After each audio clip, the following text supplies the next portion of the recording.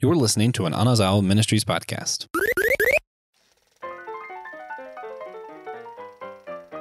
All right, everybody, it is that time of the week again. Time for the SG Drive-In episode. Now, guys, playing this week is a movie that is near and dear to my heart, not just because we have the same birth year, but because this is one of those movies that shaped an entire fandom for me.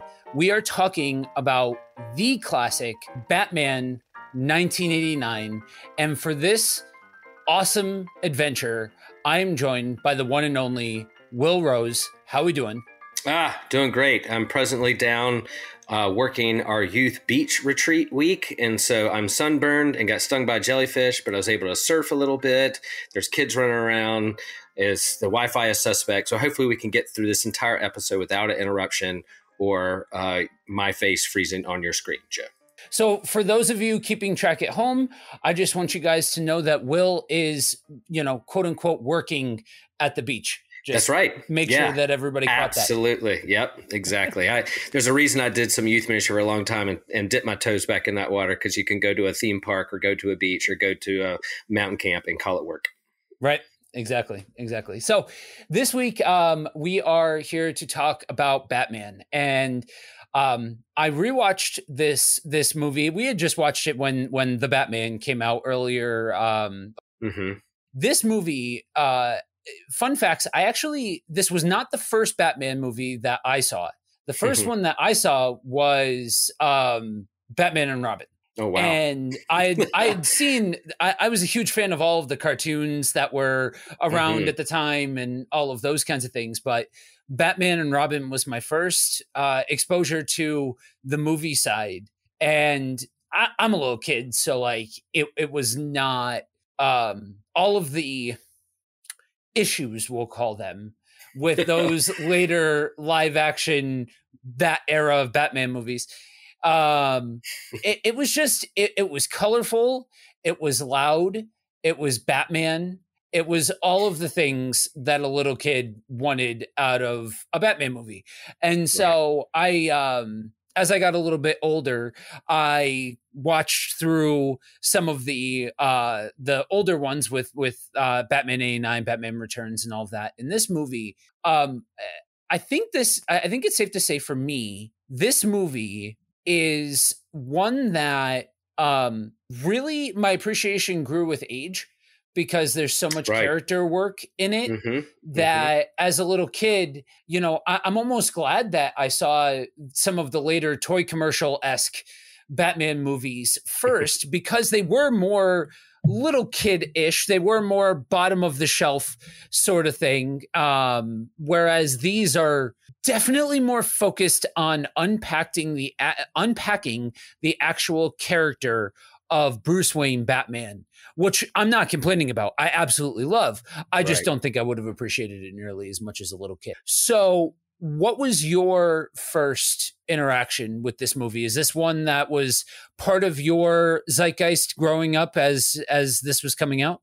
100%. So this was my first Batman movie, because in 1989, I was heading into my junior year of high school. So I had grown up, I'm a Marvel kid, so all the Marvel heroes were my favorite growing up, but I also grew up on Super Friends cartoons and reruns of Adam West Batman. And so there was always that kind of Batman hype in the DC universe. I did like Supes. I like Superman a lot, but Batman was my favorite on the DC side. And so I would dabble into the toys and the cartoons and the TV show and comic books growing up. But when this movie was coming out, the hype and the promotion leading up to it, I'd seen the Superman movies in the theater with my parents as a kid. Like that was kind of a family outing. My dad hated going to the movies, but some of those big movies he would all take us to go see. And so you had the first kind of resurgence of superhero in the movies was Superman. It was, the 70s Superman. And then you get, here comes another superhero movie down the line, and the promotion leading up to Batman 1989 with Tim Burton and Michael Keaton and Kim Basinger and Jack Nicholson as the Joker, and the Burger King Coke commercials with the tumbler glass of Batman. You had the Batman symbol in the oval with the yellow, was just everywhere. I just remember that promotion so much. And so when we finally got to see the movie, it was a lot of fun. And so that literally was my first Batman movie, because it came out in real time when I was in high school. But yeah, just the star powered, the star power of the movie and the people they got to bring in. There was a little skepticism of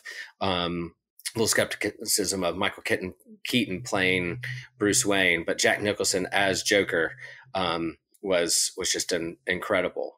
But Jack Nicholson was super hyped up as this kind of Joker with the reminiscent of his smile. We all remember what his smile and craziness was like in The Shining. Here he's bring that kind of psychosis and creepiness and craziness to the actual Joker character. And that was kind of the hype around it. So yeah, we went in full. And then when you hear, like, of course you have Danny Elfman doing the music, but also you have Prince and the soundtrack leading up to this. Just everybody was hyped. They brought everybody in and threw everything into this movie, and we were there for all along. Yeah, it's funny that you say the fast food promotions being like a big thing. My first exposure to this movie was the promos as well, like as far as some of the later ones. So for me, the fast food promos for the later movies were the exact same thing that kind of caught my attention. Because, you're a little kid, Happy Meals, the whole 9 yards, the toys and all of that kind of stuff. And so that was a really big part of it for me as well in getting introduced to these movies, even though it wasn't exactly the same movie. But it's funny because when I went back and heard about the original Batman movie and the fact that it was directed by Tim Burton, I was already super excited about that because of Nightmare Before Christmas. That was such a big part of my childhood. And I knew the name Tim Burton from that. And I knew I loved that movie. And so to hear that Tim Burton directed a Batman movie was very exciting for me as a kid. And, to see everything that Tim Burton put into that movie and the way that he created an environment and made Gotham its own like living character in the whole thing, and not understanding why, I actually didn't realize how much fan backlash there was on Michael Keaton until way later, because I had no idea who he was when I was watching it. This was the first thing that I ever saw Michael Keaton in. So I didn't know that he was like a rom-com comedy guy other than, this. But I think Michael Keaton brings the brooding factor that you absolutely need in a Bruce Wayne. I think he's able to emote in a way that brings this character, a new dimension of this character that for somebody like me in my age bracket really lines up well with Batman, the animated series. You watching this movie, you can 100% see where this movie laid the groundwork in the fingerprints for BTAS in such a remarkable way, from the soundtrack to the imagery to the suit and so on and so forth. So for me, it was like bringing BTAS to life. Yeah. When did Batman the Animated Series come out? What year was that? I remember I was in college, I think, when it started coming out. But 93, I think. Yeah. Yeah. So that's not far off. That's only 4 years off from this movie, in terms of, you could almost say that like that wouldn't have happened without the hype for this movie. Right. And that this movie launched this whole new series of comic book movies and heroes without this movie, and the risks that they took, the casting risks and all those things. Yeah, and then I would say too that you think geeks would learn, but in terms of the backlash against like he can't possibly Bruce Wayne. He's a rom com. Same with things that were said about Heath Ledger. Oh, he's just kind of a cute, handsome dude who's in these rom coms. What could he do with the Joker? And you see what he did. Michael Keaton being Batman, being Bruce Wayne, we should have learned our lesson. He did great. You go back and watch it, and the way he handles that character, his acting chops. Is fantastic, and the fact that we might have a multiverse Flash movie coming out that's going to bring Keaton's Batman back is pretty exciting as well.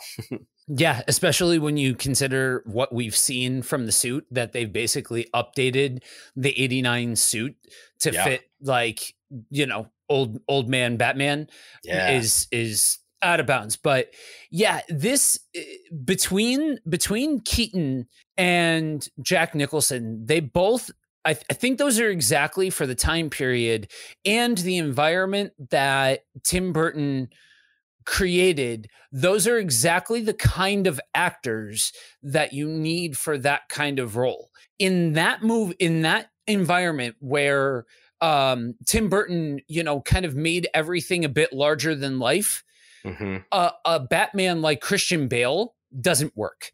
A more serious, gritty Batman like Robert Pattinson's Batman doesn't really work. This is one that needs to be a little bit more emotional and a little bit more character driven rather than, mission driven or, grit or realism.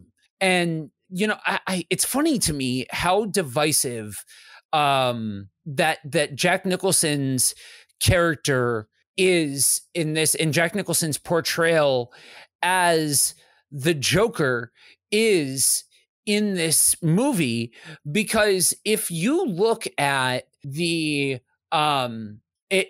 you look at Jack Nicholson's rendition of Joker and then you look at what came before it, all really he's working off of is anything from the comics and Cesar Romero. Right. And Cesar Romero was ridiculous. But for those of you that don't know, I believe it was the first portrayal of the Joker was he was trying to trademark making fish smile, like giving fish the Joker serum. And and it was ridiculous. You know what I mean? And so we all, in a post Batman Begins world, in a post, we need to try and make Batman as serious as possible, and I am Batman, and all of this kind of stuff. We kind of have lost the rabbit on the fact that these movies were not always meant for that. That's not what these movies were always trying to portray or to portray. And I think honestly, for me, even Cesar Romero, I can see I can see the gravity of.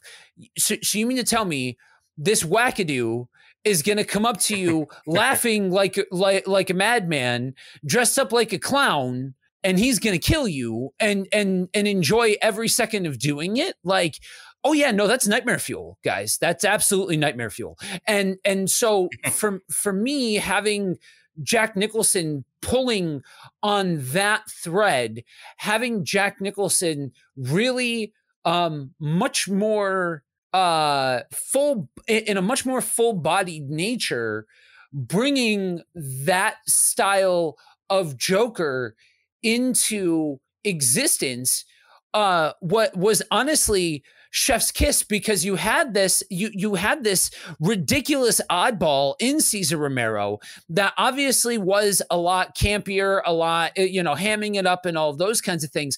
And then all Jack Nicholson did was, make those same kind of adjustments that he made for The Shining and made that the Joker. I thought that was awesome. We just need to make sure that we're not trying to compare it to other renditions of the Joker from along the way. You know what I mean? And honestly, you don't get, when you look at the full breadth of the lineage of Batman and Batman's characters and all of those kinds of things.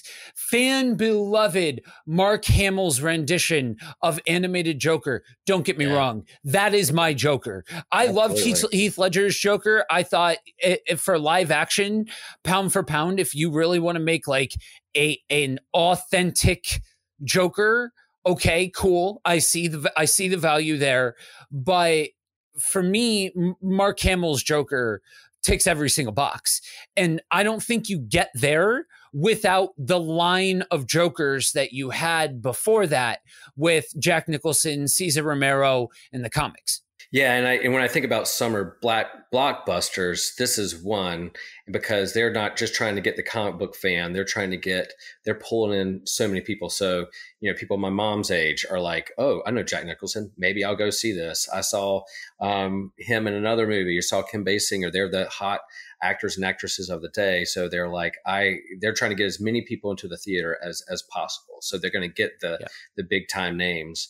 And that what they did in this movie to set up future Batman and Joker and villains and the character and the animated series, you wouldn't have all that without this movie. Yeah. And we need to, it wouldn't be a geek podcast if we didn't take a second to shout out Lando himself. Oh, Billy D. Yeah. So one of the biggest travesties for later Batman movies is that Billy D. Williams did not reprise his role. He wanted to. They pulled the plug, and so for everybody that gives modern DC a hard time, we've been dealing with this as DC fans for quite some time. You know what I mean? They in a lot of ways are allergic to making money in certain regards, but Billy D. Williams, it was a really cool take to see the combination of relationship building that was taking place.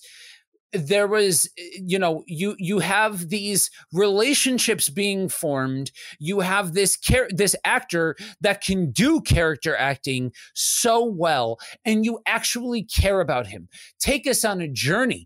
Two-Face is one of the most heart-wrenching characters in Batman's mythos, and so complicated and so layered and so nuanced that you had the makings for something really special. And honestly, that relationship piece that goes into a much bigger piece of this whole pie that I know you and I really do jive with when we're looking at what brings us to the yard, what makes one of these movies spectacular, what really gets us immersed.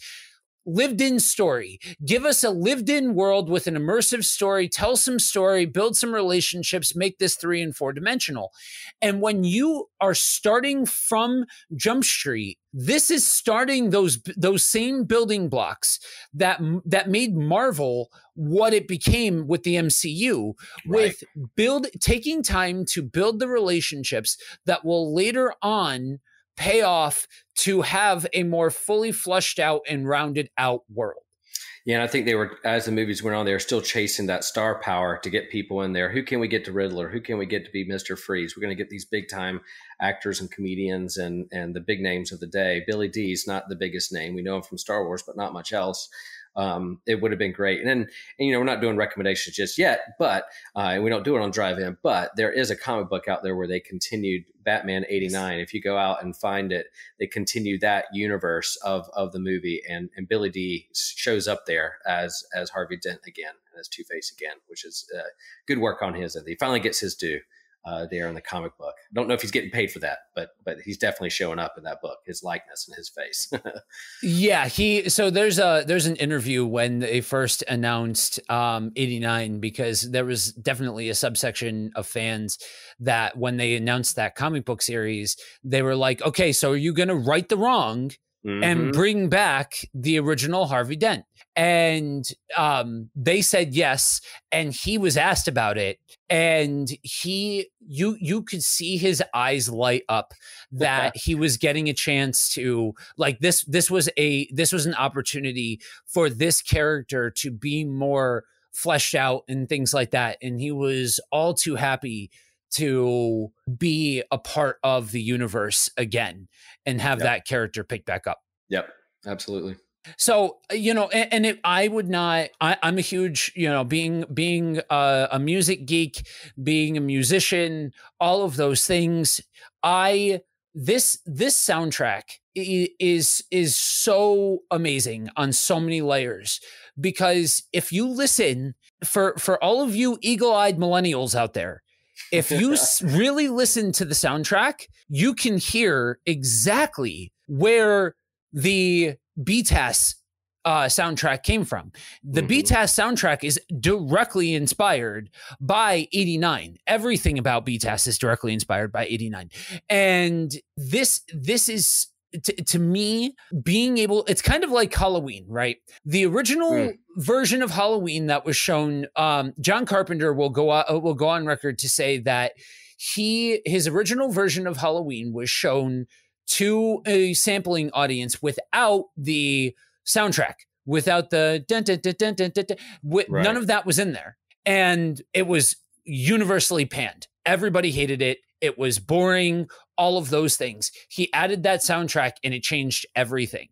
Wow. While I don't think it's that black and white with this movie, because there's so much stuff going on, that soundtrack turns the volume up to 11 in a lot of very key points and makes a movie that would have otherwise been good and puts it up to that great and, really epic tier of movies that we, two guys from two different generations, can come together and share their love of this movie generations after this movie came out. Yeah, it's like that YouTube. You can go look on YouTube too. It's like the end of Star Wars. Music makes all the difference. If you look kind of the medal ceremony, and you can watch it without the music, and it's just them walking down the hallway, and it means nothing. It's very unceremonial. And then you take away the music, it's not the same thing. So when you add the music, you add the soundtrack. Music makes all the difference. The tone, the beats, and so Prince doing this soundtrack, Danny Elfman doing the theme, makes this movie, a lot of what it is. Yeah. Yeah. So one of my favorite things about this movie as an adult, and I alluded to it before, that when in this movie, we really see, almost a deconstruction of sorts of Bruce Wayne Batman. That there's a lot of character poking and prodding in this, in a way that explores a side of Bruce Wayne that the other movies don't. The other movies, other iterations, I should say, of Bruce Wayne, even within this same universe, with like the Joel Schumacher movies and on through Batman Begins and so on. Right. We're always so focused on, how does Bruce Wayne become the Bat? How does he, and what kind of cool stuff can we see with him as a Batman? And a lot of times it kind of gets relegated to, Bruce Wayne is nothing more than a party boy cover identity for the Bat. And while there is an aspect of the Bruce Wayne persona, even with beloved BTAS, there were still hints of that. But there's more story to be told about a kid who went through the drama of his parents dying in front of him, and to reconcile, decides to dress up like a bat and go and fight crime. That means somebody needs lots and lots of therapy. And we were willing to explore that at a level that I don't think other movies have dared to touch and explore.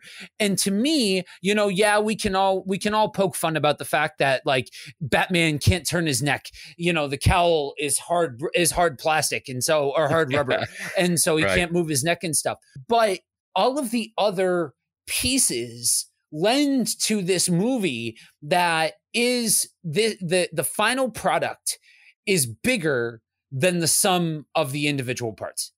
Yeah, you can nitpick certain things in the movie, where it's costume or how people are acting or what actor they got or actress to play a certain thing. But the whole story of Batman's origin and why he is the Bat and why he's fighting crime is all there. And again, the reason I like Batman is he took tragedy and his turn was, yeah, I got all the money, I got everything I need, but except this emotional connection with my parents, which I lost. Money can't buy everything, but it can fund and resource making sure that no one else experienced the same thing that I did. And I'm going to fight for that. And so, but the Rogues Gallery, they have tragedies and they want everyone else to experience what they experience. They want the unleash chaos. For Batman, wants that chaos to go away and wants to help. So that's my attraction to Batman and how you can pull apart those pieces over and over again. Yeah, I'm glad that the recent Batman movie didn't have the full origin story. They hinted at it, you know what was going on, but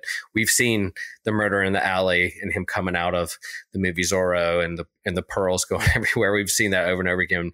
But this movie needed it because it was the first time they have done it movie cinematically and needed all that. So yeah, that's part of his story, and I think that whole arc and capturing who Bruce Wayne is and why Batman does what Batman does, they pull that off really, really well.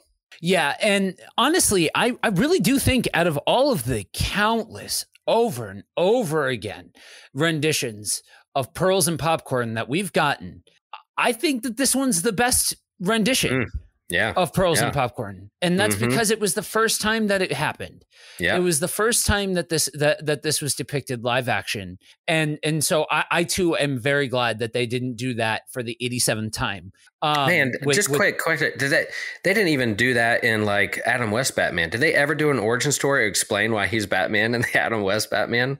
I know they had did they ever the reason I'm Batman is because my parents were murdered and I want to make sure that doesn't happen to anybody else? No, they just fought crime, but yeah, you're right. The first time depicted on the screen is the Pearls and Popcorn, the origin story, why he's doing what he's doing. Yeah, they are the only other time before that it had been shown was the comics.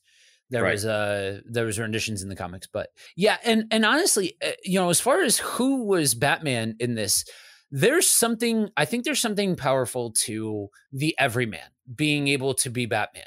Yeah. And it's the same deal that I had with the selections for both Bruce Wayne and the Riddler in the newest rendition, that it wasn't some big jacked up 6'5" dude that was playing the bad guy. It was just an everyday dude off the street. And Robert Pattinson did a pretty good job of coming across like an everyday man. He was a little bit closer to the pretty side of things, but like if you look at pretty systematically throughout that period of time between Keaton and Robert Pattinson, most to varying degrees of that time was spent with pretty boys as Batman. Like it was more important for Bruce Wayne to be pretty than it was for Bruce Wayne to be somebody that you could look at and say, okay, this is convincing. Yeah, Christian Bale probably gets the closest to checking the boxes, but even still, they still made it a point to make him a pretty boy at times and such. And so for me, the appreciation comes from being able to see somebody that, so this is some dude that you saw off the street. This is some dude that you ran into along the way whose parents died and what basically went a touch of crazy because of it, and started beating up bad guys dressed up in a bat suit. Like, this is everyday man. You know what I mean? And like, for me, growing up as a kid watching stuff like Power Rangers and all of that, right? 5 teenagers with attitude. Every single one of them were pretty, knew how to do gymnastics, knew how to do like these very specific things that somebody, you know, an overweight kid from the East Coast could only hope to live vicariously through, and had no real connection with, because I hadn't, you know, started actually doing martial arts and all of those kinds of things yet. And so to me, there's something special about that. Yeah, I guess I get the power of being able to see through hindsight, but I definitely think that it's a little bit needless with some of the discourse and things. So yeah, with a movie like this, you know, there's just, it's nothing but praise, because these movies that we're going through now, you know, between this, you know, the last time that you heard from Will and I, we talked about The Godfather, and, you know, we talked about Phantom Menace and all kinds of, all these different movies. So yeah, this is one of those movies that you can't help but heap all the praise onto on all kinds of levels. It started an entire era of Superman movie, or of superhero movies. It started a whole era of stylization of how you do a movie. It showed a proof of concept that you could do something like this, and it could be a draw, that it would put the butts in the seats to be able to display superheroes in this kind of way, because this is before a lot of the other stuff that we saw. You know, this is one of those starts of an era for superhero storytelling on the big screen. So we have nothing but praise to heap onto this. Yeah, and go back out and watch it again. I think it's on the HBO Max, Warner Brothers. I think it was on Netflix there for a while.